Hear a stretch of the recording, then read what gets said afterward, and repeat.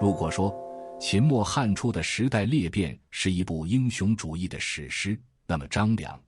便是这部史诗中最为冷静而深邃的主角。他并非战场上身先士卒的猛将，也非帐中夸夸其谈的策士，他的力量藏于看似文弱的身躯之下，蕴于精妙绝伦的思虑之中。历史的洪流由无数人的欲望与力量推动，而张良则是一位最顶尖的御手，他总能于混沌中看清方向，于狂澜中稳住舵盘。从背负国恨的贵族遗孤，到奠定汉室基业的帝王师，他的人生是一次次精准的抉择与超越。其超凡的谋略不仅用于克敌，更用于审时度势和自我保护，最终将他拖上功成名遂身退这一中国智者的理想云端，被后世尊为谋圣，永享敬仰。张良出生于显赫世家，其祖父张开的连任韩昭侯、宣惠王、襄哀王3朝国相，父亲张平亦继任韩国离王、悼惠王2朝国相。这般武士相韩的家族荣耀，铸就了张良对韩国深厚的忠诚与归属感。公元前230年，风云突变，秦国铁骑如汹涌潮水，无情地碾碎了韩国的山河，将其化为秦国的颍川郡。彼时，年轻的张良眼睁睁看着家国覆灭，从钟鸣鼎食的贵族子弟沦为国破家亡的遗民，内心被仇恨的烈焰熊熊灼烧。为报家国之仇，张良决然散尽家财，遣散家中300奴仆，甚至顾不上为死去的弟弟好好安葬，将全部心力投入到复仇大业之中。他四处寻觅能助其刺杀秦王的勇士，远赴东方拜见沧海君，二人志同道合，共同谋划着惊天动地的刺秦计划。历经艰难，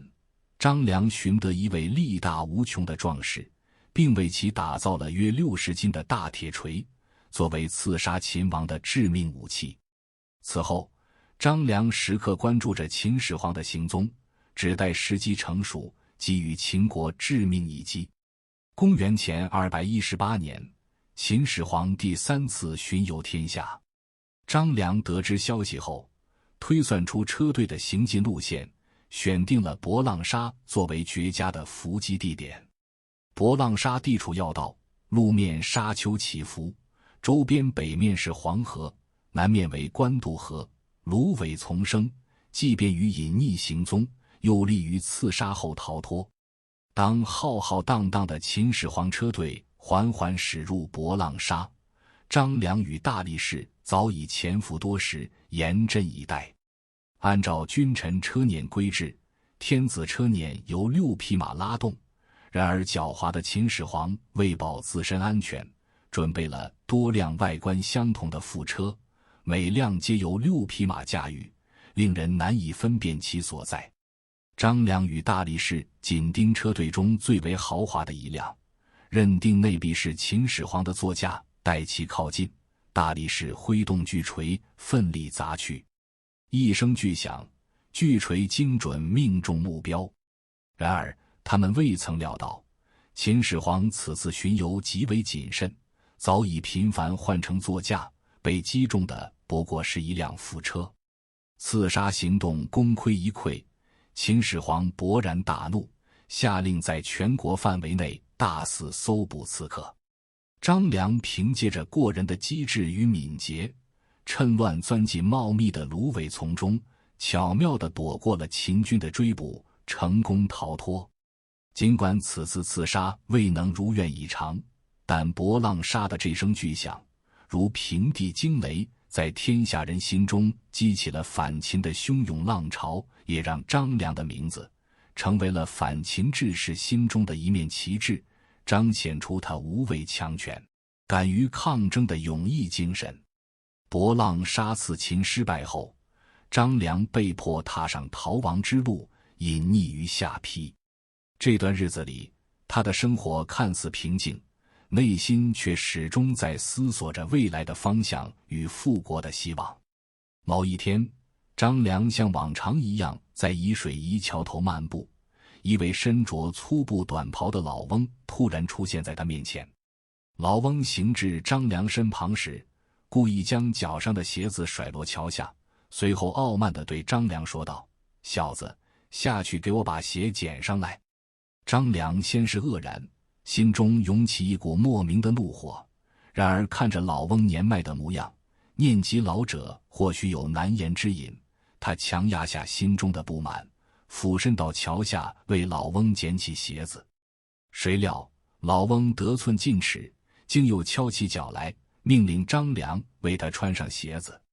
此时的张良心中的愤怒几近爆发，可他自幼接受的良好教养以及长久以来历经磨难所养成的隐忍性格，让他再次克制住情绪，双膝跪地，恭恭敬敬地为老翁穿上鞋子。老翁见此，非但没有丝毫谢意，反而仰天大笑，转身离去。张良满心疑惑，呆立原地，望着老翁渐行渐远的背影。过了一会儿，老翁又折返回来，目光中流露出一丝赞赏，对张良说道：“孺子可教矣。”并与张良约定5日后的凌晨在桥头再次相会。张良虽不明所以，但还是应诺。5日后鸡鸣时分，张良便急匆匆地赶到桥上。然而老翁早已等候在此，见张良来迟，老翁面露不悦，愤愤地斥责道：“与老人相约，为何迟到？5日后再来。”说罢拂袖而去。第二次，张良特意提前出发，可还是晚了一步，老翁再次失望离去。第三次，张良汲取前2次的教训，索性半夜就来到桥上等候。终于，他的至诚与隐忍打动了老翁。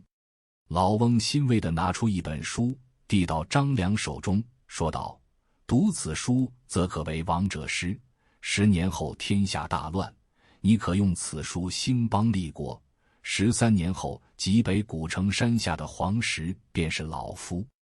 言罢，老翁转身离去，消失在夜色之中。此段情节源自《史记·刘侯世家》的经典记载，虽带有传奇色彩，其细节真实性历来存疑，比如黄石公身份、授书过程的神秘化，但太史公的技术或许暗含深意。它不仅是张良从匹夫之勇转向谋略之智的象征，更隐喻着乱世中隐忍、至诚等品质对成大事者的重要性。天亮后，张良迫不及待地翻开手中之书，竟是失传已久的《太公兵法》。他欣喜若狂，深知这是上天赐予他的宝贵机遇。从此，张良日夜研习兵书，沉浸于古人的智慧海洋之中，对天下局势的洞察愈发深刻，逐渐成长为一个深明韬略、足智多谋的智囊。这段夷桥奇遇不仅是张良人生的重要转折点，更是他谋略智慧的源头活水，为他日后辅佐民主、成就大业奠定了坚实的基础。公元前209年，陈胜、吴广在大泽乡振臂一呼，点燃了反秦起义的熊熊烈火，各地豪杰纷纷响应，一时间天下大乱。蛰伏已久的张良也趁机聚集了100多名志同道合的少年，举起了反秦的大旗。起初，他打算投奔自立为代理楚王的景驹，然而在途中，他遇到了刘邦。此时的刘邦正率领着几千人的队伍，在乱世中崭露头角，开拓自己的领地。两人相见，犹如老友重逢，相谈甚欢。张良多次向刘邦讲述《太公兵法》中的精妙谋略，刘邦展现出非凡的领悟力，常常能心领神会，并欣然采纳张良的建议。张良不禁感叹，沛公的智慧大概是上天赐予的吧。于是他毅然改变主意，决定追随刘邦，自此开启了他辅佐明主的传奇征程。公元前208年，项梁、项羽叔侄率领的起义军发展壮大，拥立楚怀王之孙熊心为王，并在薛城召集各路义军首领，共商反秦大计。张良心系韩国复国，向项梁提议道：“你已经拥立了楚王的后人，而韩王诸公子中，衡阳君韩成最为贤能，可立他为王，以壮大反秦的力量。”项梁与张良素有旧义，便一口答应。于是韩成被立为韩王，张良出任司徒。他多年来复韩的心愿终于得以实现，随即全力辅佐韩王成，在颍川一带与秦军周旋，虽历经波折，多次与秦军争夺城池，但始终未能打开大的局面。同年年底，楚怀王命刘邦、项羽分兵伐秦，并约定谁先入关进咸阳，谁便可称王。刘邦取到颍川、南阳，计划从武关进入关中。公元前207年7月，刘邦率军攻占颍川，韩王和张良与刘邦顺利会合。刘邦请韩王留守阳翟，让张良随军南下。9月，军队抵达南阳郡，南阳郡守退入宛城固守。刘邦急于入关，见宛城一时难以攻克，便打算绕过宛城继续西进。张良却认为此举不妥，他劝谏刘邦道：“您虽然急切地想要进关，但一路上秦军数量众多，且都占据着险要地势。如今若不拿下宛城，一旦宛城的秦军从后面追击，前面又有强大的秦军阻拦，我们就会陷入腹背受敌的危险境地。”刘邦听从了张良的建议，立即率军乘夜悄悄返回，将宛城重重包围。随后刘邦又采纳了陈辉的计策，以攻心之术招抚南阳太守，赦免全城吏民，不费一兵一卒便轻松拿下宛城。此役不仅解除了刘邦西进的后顾之忧，还让他的军队声威大振，南阳郡的其他城池纷纷望风投降。接着刘邦率军抵达瑶关。瑶关乃古代南阳与关中的交通要隘，地势险要，易守难攻，是通往秦都咸阳的咽喉要塞，秦军在此重兵把守。刘邦赶到关前，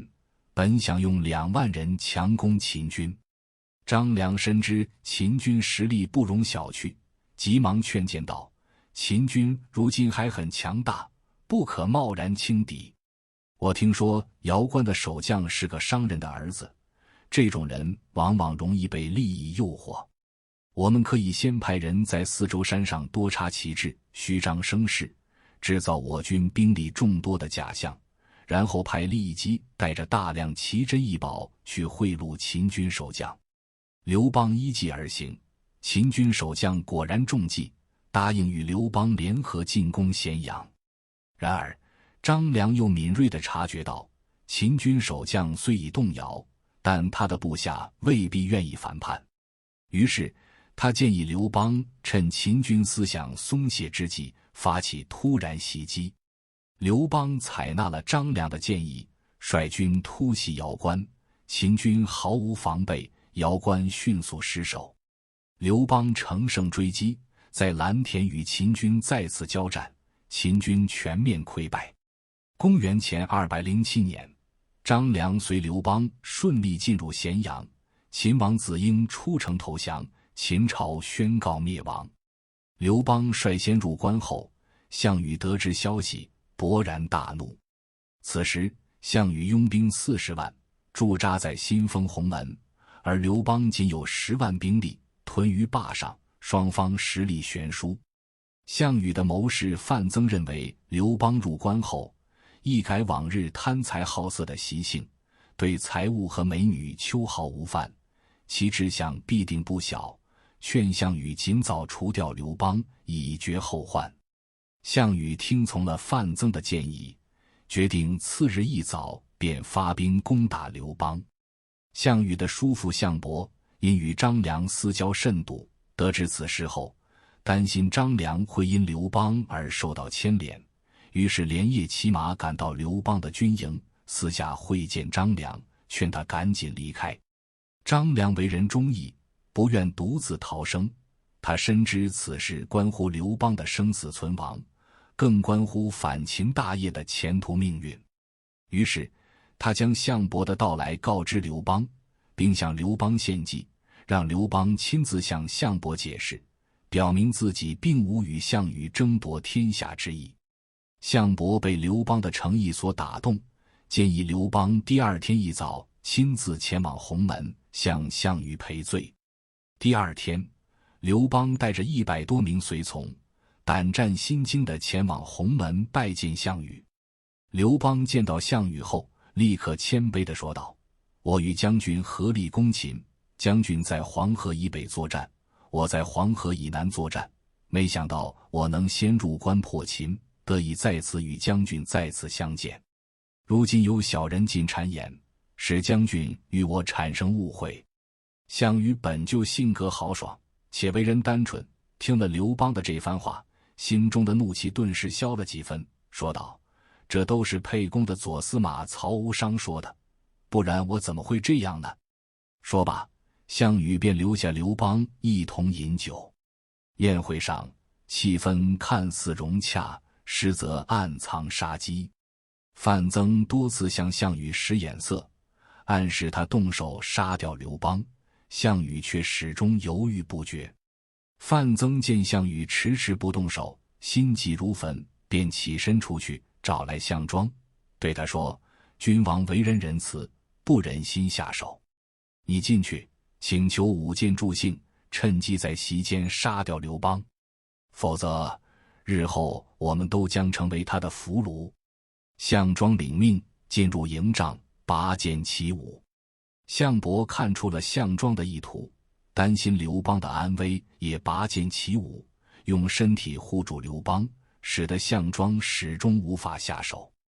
张良见形势危急，急忙出帐，找到樊哙，对他说：“情况万分紧急。”项庄正在舞剑，他的意图是要杀掉沛公。樊哙一听，心急如焚，手持宝剑，拿着盾牌，强行闯入营帐。他怒目圆睁，直视项羽，头发竖起，眼眶欲裂。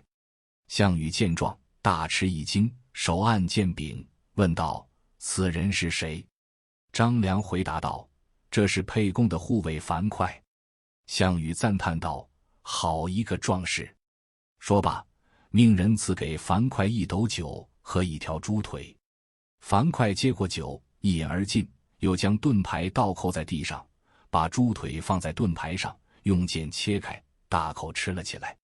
项羽问道：“壮士还能再喝酒吗？”樊哙慷慨激昂地说道：“我连死都不怕，一杯酒又有什么可推辞的？秦王有虎狼之心，杀人如麻，唯恐杀不尽，用刑严酷，唯恐不够重，天下人都纷纷背叛他。怀王曾与诸将约定，谁先破秦入咸阳，谁就可以在关中称王。如今沛公先破秦入咸阳，对财物丝毫不敢沾染，封闭宫室，退兵霸上，等待大王您的到来。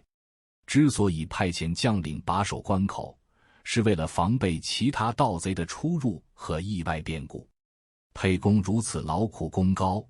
不仅没有得到丰厚的赏赐，您反而听信小人之言，想要诛杀有功之人，这与暴秦有何区别？我私下认为，大王您不应该这样做。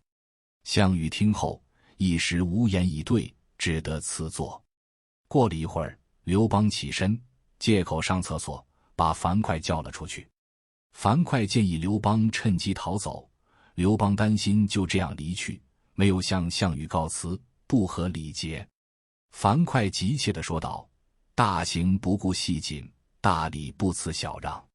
如今人为刀俎，我为鱼肉，还告辞什么？”刘邦觉得樊哙说的有理，于是决定留下张良，让他向项羽辞谢，并留下一对白璧和一对玉斗，分别送给项羽和范增。刘邦带着樊哙等人从小路抄近道，急忙返回坝上。张良估算刘邦已经回到坝上后，才进入营帐，向项羽谢罪道：沛公不胜酒力，已经喝醉了，不能亲自向大王告辞。他特意让我奉上白璧一双，敬献给大王；玉斗一对，敬献给亚父。项羽问道：沛公现在在哪里？张良回答道：听说大王有意责备他，他非常害怕，已经先行返回坝上了。项羽接过白璧，放在座位上。范增则气得将玉斗扔在地上，把剑击得粉碎，愤怒地说道：哎，这小子不值得与他共谋大事。夺取项王天下的人一定是沛公，我们这些人都将成为他的俘虏。鸿门宴上的这场生死周旋，张良凭借着过人的智慧、冷静的头脑和忠诚的品格，巧妙地利用各方关系，多次化解危机，使刘邦得以虎口脱险。此役不仅展现了张良卓越的政治谋略和应变能力，也为刘邦日后的发展赢得了宝贵的机会，成为楚汉相争史上的关键转折点。鸿门宴后，刘邦虽暂时逃过一劫，但项羽对他仍心存戒备。公元前206年正月，项羽凭借着强大的军事实力，自封为西楚霸王，分封天下诸侯。他将刘邦封为汉王，统管巴、蜀和汉中地区。巴、蜀之地地势偏远，交通闭塞，项羽此举意在将刘邦困于一隅，使其难以发展壮大。刘邦心中虽极为不满，但因实力悬殊，不得不忍气吞声，前往封地。张良深知此时刘邦实力尚弱，不可与项羽正面抗衡，必须暂时隐忍，等待时机。在刘邦前往汉中的途中，张良送他到褒中。临别之际，张良向刘邦献上一计，烧毁所经过的栈道。这样做一方面可以向项羽表明刘邦并无东归之意，消除项羽对他的猜忌；另一方面，若有其他诸侯来犯，也可凭借烧毁的栈道起到一定的防御作用。刘邦采纳了张良的建议，在行进过程中下令烧毁了栈道。张良回到韩国后，项羽因张良曾辅佐刘邦，对韩王城心生不满，不仅不让韩城前往封国，还将他带在身边，后又将其降为侯爵，最终在彭城将韩城杀害。张良得知韩城遇害的消息后，悲痛欲绝，同时也对项羽的残暴和背信弃义感到无比愤慨。他深知韩国复国无望，于是毅然决定离开项羽，抄小路西去投奔刘邦。此时刘邦已在汉中厉兵秣马，积极筹备东进，与项羽争夺天下。刘邦见到张良前来，大喜过望，封张良为诚信侯，命他跟随自己一同东征项羽。公元前206年8月，刘邦采用大将韩信的计策，避开雍王章邯的正面防御，从故道暗渡陈仓。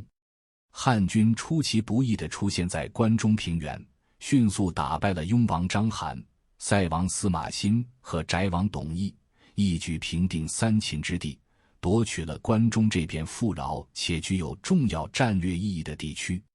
这一战略行动犹如一记重拳，打乱了项羽的战略部署，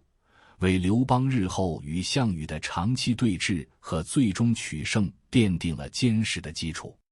而这背后正是张良明烧栈道的计策，为韩信暗渡陈仓这一军事奇迹创造了至关重要的条件。这一明一暗并非简单的并列，而是深具因果的巧妙配合。张良的战略欺骗麻痹了项羽，使其放松警惕，为韩信的骑兵突袭赢得了战略窗口。二者相辅相成，共同成为了中国军事史上脍炙人口的经典战略范例，彰显出张良作为战略家高瞻远瞩的布局能力。刘邦平定三秦后，势力逐渐壮大，他认为与项羽决战的时机已到，于是在公元前205年，率领5路诸侯，共计56万大军，浩浩荡荡地向东进发，乘虚攻占了项羽的都城彭城。刘邦进入彭城后，被胜利冲昏了头脑，整日沉迷于酒色之中，对项羽的反击毫无防备。项羽得知彭城失陷的消息后，亲率3万精锐骑兵迅速回师救援。楚军以排山倒海之势向汉军发起猛攻，汉军被打得措手不及，全线崩溃。仅仅半天时间，楚军便以3万之师击溃汉军56万之众，创造了中国古代战争史上以少胜多的奇迹。刘邦在混乱中仅率数十骑侥幸逃脱，一路上他如丧家之犬，狼狈不堪，家眷也在逃亡中失散。父亲刘太公和妻子吕雉更是被项羽俘虏，成为了项羽手中的人质。刘邦一路狂奔，退至下邑，今安徽砀山。此时的他犹如惊弓之鸟，惊魂未定。但即便身处绝境，刘邦心中的雄心壮志却并未熄灭。他深知，若想扭转战局，必须尽快制定出一套可行的战略。于是，在抵达下邑后，刘邦紧急召集众臣商议对策。他满脸疲惫，却又目光坚毅，下马倚着马鞍，急切地问道：“我打算舍弃函谷关以东的一些地方作为封赏。诸位认为谁能够与我一同建功立业，共击项羽？”一时间，营帐内众人面面相觑，沉默不语。关键时刻，张良挺身而出，献上了一条扭转乾坤的奇谋，史称下邑画策。张良冷静分析道：“九江王秦布乃楚国猛将，但其与项王之间已生嫌隙。彭越此时正与其王田荣在梁地反叛项羽，这2人可立即为我所用。而在汉王您的将领之中，唯有韩信可托付大事，独当一面。若您要舍弃关东之地，将其赐予这3人，那么楚国必能被打败。”张良的这一谋略并非简单的拉拢盟友，而是构建了一套多方牵制、立体合围的战略体系，以秦部在南方牵制楚军后方，以彭越在梁地袭扰楚军粮道，以韩信在北方开辟新战场，刘邦则固守正面，形成对项羽的全域压制。后来刘邦称帝后，回顾天下得失时，曾坦言：“此3人者，皆人杰也，吾能用之，此吾所以取天下也。”这番评价既是对韩信、秦布、彭越的肯定，更隐含着对张良识人之明与布局之智的认可。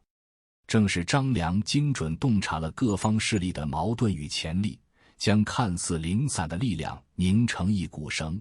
才让汉军从彭城惨败的绝境中挣脱出来。此计堪称绝妙，从多个层面构建起了对项羽的战略包围圈。首先，拉拢秦部，可极大地削弱项羽的力量，同时在南方开辟出一条新的战线，直接威胁项羽的大后方。其次，联合彭越，彭越所占据的梁地位于项羽的核心区域，彭越归汉后，便能在项羽的腹地制造混乱，破坏其后勤补给线，使其腹背受敌，疲于奔命。再者，重用韩信，韩信军事才能卓越，让他开辟北方战场，可逐步扩大汉军的势力范围，从侧翼对项羽形成包围之势。最后，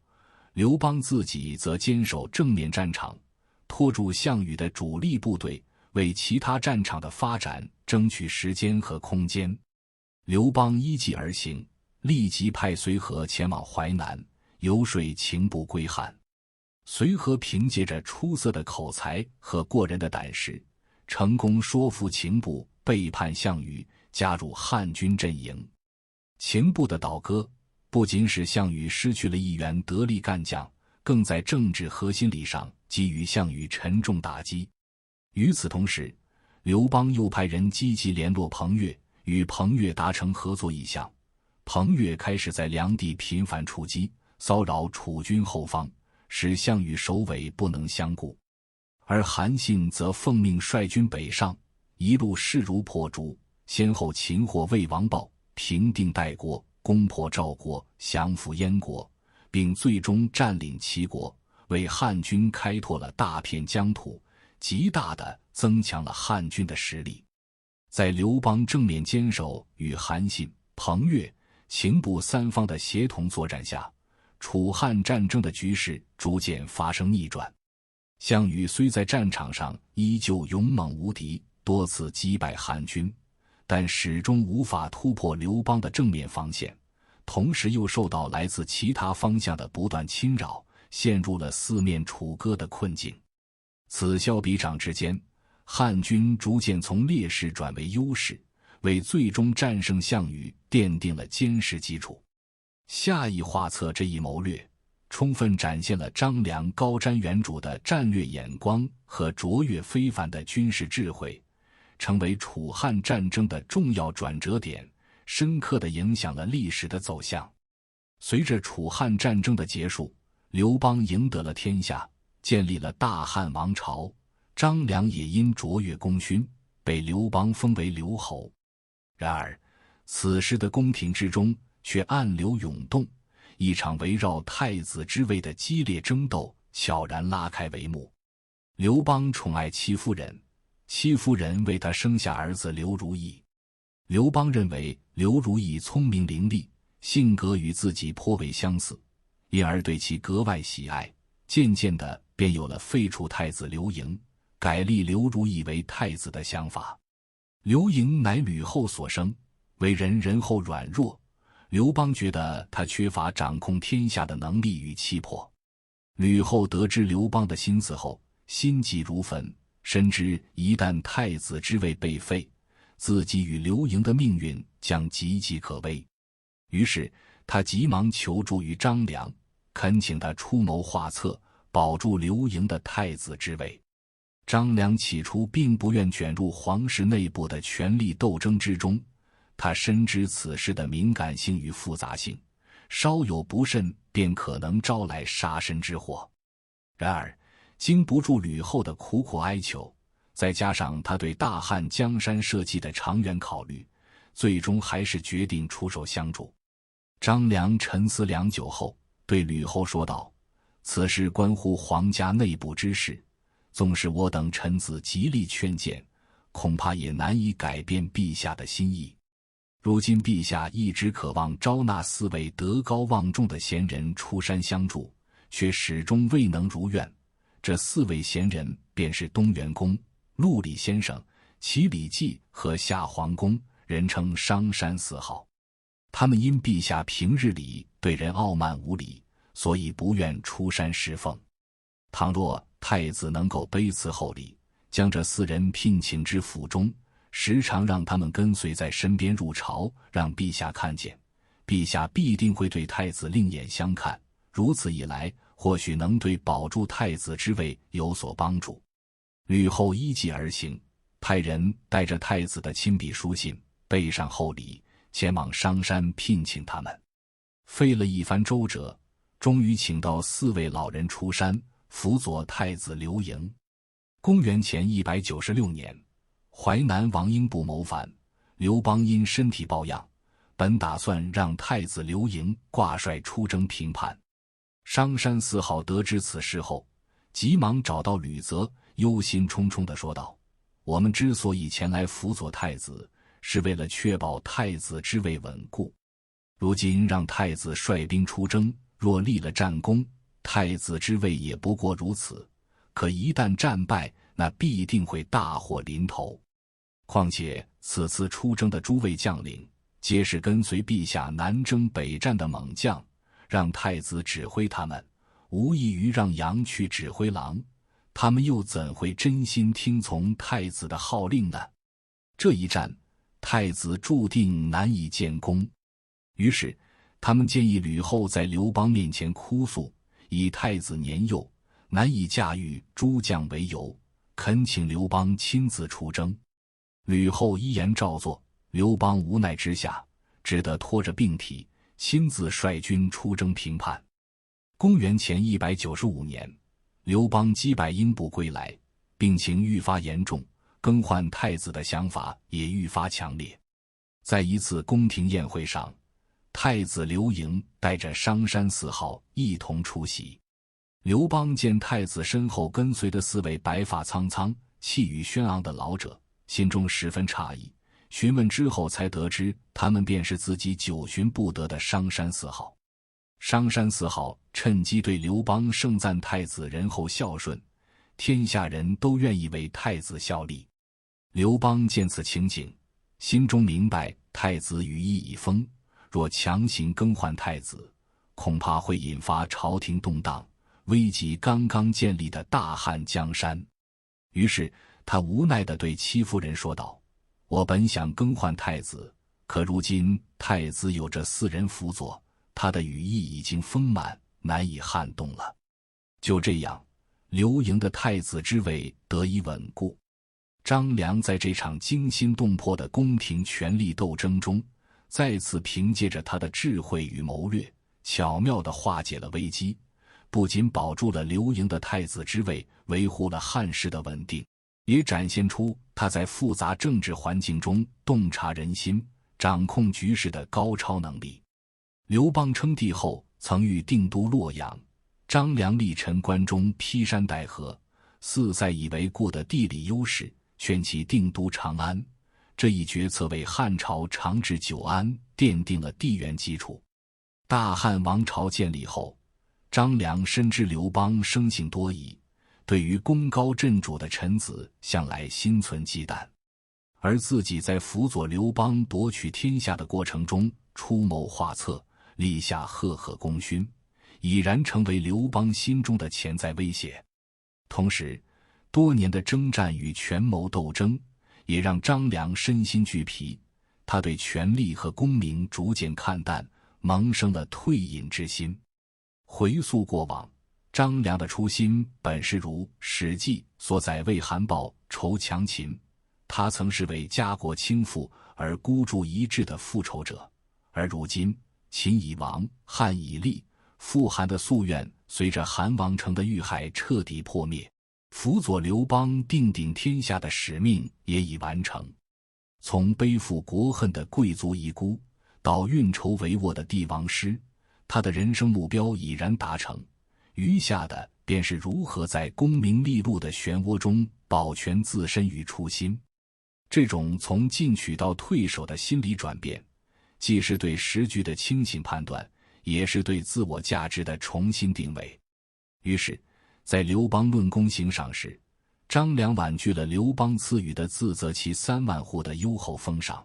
只谦逊地选择了刘县作为自己的封地，因为他与刘邦初次相遇于刘县，此地对他而言有着特殊的意义，他也因此被封为刘侯。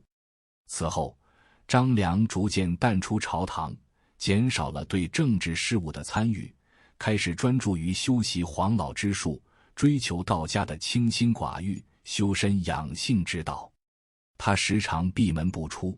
潜心钻研辟谷、导引等养生之法，试图通过这些方式达到身心的超脱与宁静。他还时常与志同道合的友人探讨道家经典，体悟其中蕴含的深刻哲理，将尘世的喧嚣与纷扰抛诸脑后。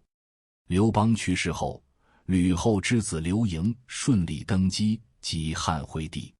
吕后念及张良在保住刘盈太子之位时的大功，对他礼遇有加。然而张良依旧不为所动，坚持自己的退隐生活。吕后见张良坚持辟谷，身体日益消瘦，心中不忍，便劝他道：人生在世，如白驹过隙，转瞬即逝。你为何要如此折磨自己，让自己过得这般清苦呢？”张良虽感激吕后的关心，但他心意已决，只是微笑着婉言谢绝了吕后的好意，继续沉浸在自己的精神世界之中。公元前186年，张良安然离世，谥号文成侯。这个谥号恰如其分地概括了他的一生：文以载道，诚以致远。纵观他从博浪沙到未央宫的生命轨迹，我们看到的不只是一个谋士的成长史，更是一部秦汉之际的权力生存指南。张良的非凡之处，在于他总能站在时代的高处俯瞰全局。当项羽还在迷信武力之时，他已经洞见了人心向背才是天下归属的关键；当韩信执着于裂土封王之时，他早已明白真正的权力不在于封地大小，而在于地心向背。当萧何忙于治理庶务之时，他却已经在思考这个新兴王朝的立国根本与制度架构。他的每一次献策都不是简单的战术应对，而是基于对时势的精准把握和对人性的深刻洞察的战略布局。特别值得深思的是，张良在功成名就之后的选择。历史上多少谋士良臣都逃不过兔死狗烹的命运，从文种到韩信，无一不是倒在攻城之后。唯独张良不仅保全了自己，还赢得了刘邦终生的信任与吕后由衷的敬重。这并非侥幸，而是源于他对权力本质的清醒认识。他深知自己帝者时的定位，既不恋战权位，也不贪图富贵，始终保持着恰到好处的距离感。他的急流勇退不是消极避世，而是另一种形式的大智慧，是对功成身退天之道的最佳诠释。更难得的是，张良的智慧超越了一时一地的得失算计，上升到了哲学的高度。他从黄石公那里学到的不仅是太公兵法的谋略之术，更是一种观天下、应变化的思维方式。他将道家顺应时势的思想与法家注重实效的作风完美结合，形成了自己独特的政治智慧。这种智慧让他既能积极入世，辅佐刘邦成就大业，又能超然出世，在功成名就后逍遥物外。当我们回顾楚汉相争的波澜壮阔，不难发现，刘邦之所以能最终胜出，不仅仅是因为他有韩信这样的军事天才，有萧何这样的治国能臣，更重要的是他有张良这样总能在关键时刻指明方向的战略家。在每一个重大历史关口，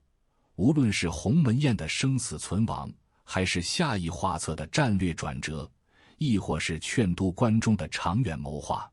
张良都表现出了超越时代的远见卓识。太史公司马迁在《史记》中给予张良极高的评价，特别指出他无知名、无勇功，却总能决定战争的胜负和国家的命运。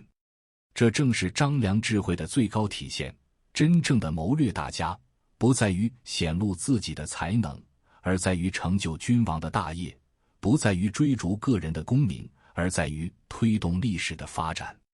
2000多年过去了，张良的故事依然闪烁着智慧的光芒。他不仅为后世留下了运筹帷幄之中、决胜千里之外的典范，更树立了一个智者应该如何立身处世的楷模。在这个意义上，张良已经超越了一个历史人物的范畴，成为中华文化中智慧与谋略的象征，永远启迪着后来者。